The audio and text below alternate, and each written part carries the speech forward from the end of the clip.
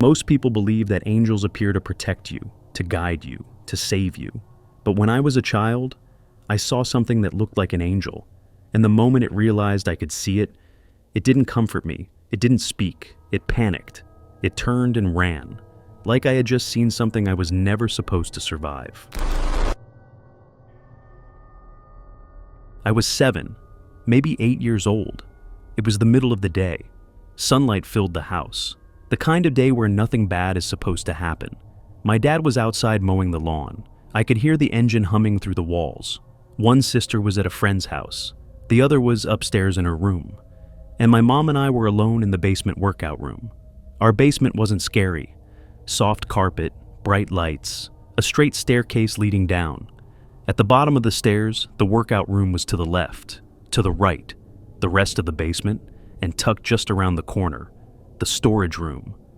I was sitting on the floor, showing my mom the new toys my grandma had bought me. She was running on the treadmill, the belt thudding in a steady rhythm. Then she stopped, wiped her face, and asked if I could bring her a glass of water from upstairs. I remember nodding, standing up, walking toward the door, and the moment I stepped into the hallway, everything felt wrong.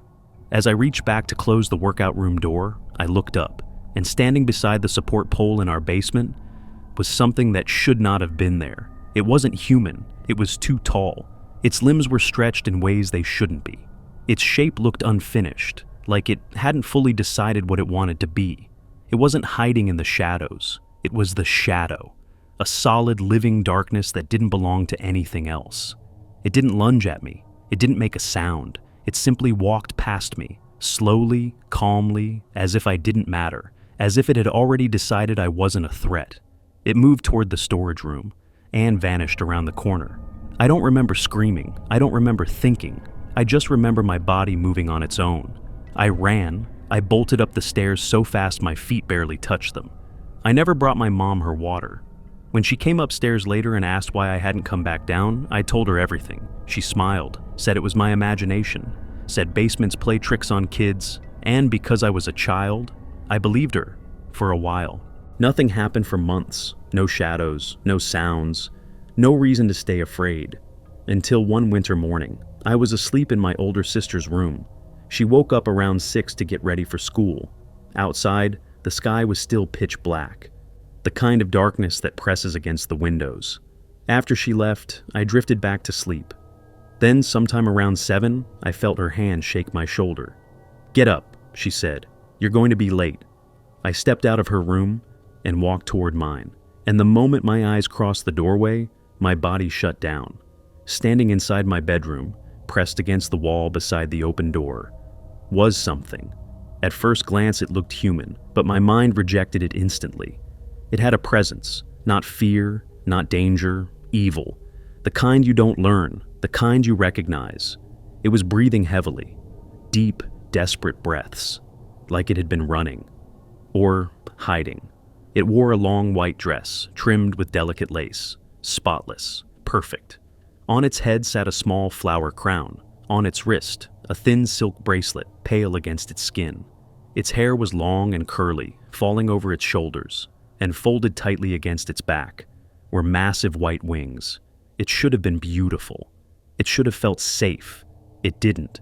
When it turned and looked at me, every instinct in my body screamed, "This is wrong." We didn't move. We didn't speak. The house was completely silent. 3 seconds passed in real life. In my head, it felt endless. Then its expression changed, not into fear, into panic, like it had just realized something, like it had made a mistake, like I wasn't supposed to be able to see it. And in a sudden, frantic motion, it turned, ran straight into my room, and vanished. No sound, no trace, just empty space where something evil had been standing. I ran back to my sister's room, crying so hard I could barely breathe. The words spilled out of me, every detail, every second. She didn't panic. She sighed. Then she walked into my room. She looked around, under the bed, in the corners, and then she said it. "There's nothing here." And she was right. The room was empty, but I wasn't wrong. After that, I stopped telling people, because every time I did, their faces changed, confusion, amusement, pity, like I was lying, or worse, like I was dreaming while awake. So I learned to stay quiet.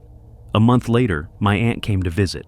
I was in the kitchen when my mom asked me to grab candy from my room. My chest tightened. My legs wouldn't move. I said no, not loudly, not angrily, just no. My aunt noticed. She crouched down and asked what was wrong, and for some reason, I told her everything. She listened quietly, then she smiled, soft, reassuring, and said, "Don't be scared. You saw your angel." But that answer made my stomach turn. Because if that thing was an angel, why did it run? Why did it feel like something that didn't want to be seen? Why did my body know instantly that it wasn't safe? And why, even now, years later, do I still see things in that house? Shapes in doorways, movement where nothing should be. Because I know this much. Whatever I saw that day wasn't there to protect me, and it never left. After that day, I stopped talking about it, not because I forgot, but because I realized something far worse. Whatever I saw was still around. Life went on, school, growing up, normal days. But the house never felt empty again.